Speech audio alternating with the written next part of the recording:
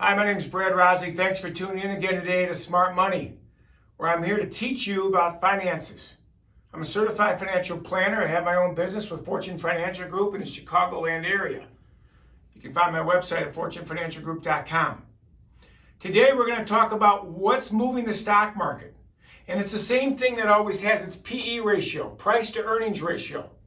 And the main focus, what's changing here is the E, earnings. You've heard the term before, a lot of you, PE ratio. It stands for price over earnings. This is a division equation. PE is a ratio. Divide the E into the P, and that tells you what the PE ratio is. For example, Apple stock price recently about $2.60 a share. The earnings per share, $12.50 per share.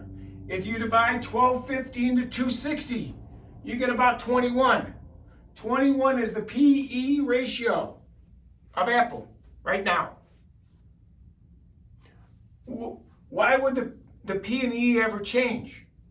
Well, the P goes up long term because the E is going up on Apple. Apple's earnings have been going up now for years. Their stock price has followed. Now, in the middle of this tsunami, the COVID-19 coronavirus, the E for a lot of companies is not looking nearly as promising. Apple's E has gone down too. At least they're forecasting the E to go down.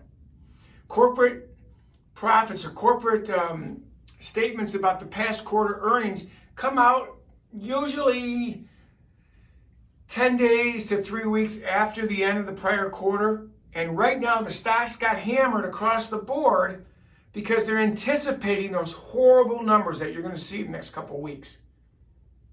So that's one thing they're looking at. The next thing they're looking at, and maybe more importantly going forward, is what is the future look like? These companies all give guidance on what they think is going to happen. Well, normally it's based on their own environment and what they're doing. But right now we have a much bigger factor. When is each state or when is the federal government going to let us go back to work? When you hear good news about that, the markets tend to respond very positively. Today was a massive update in the stock market because things look better on the virus side. Maybe we'll be back here to work sooner rather than later.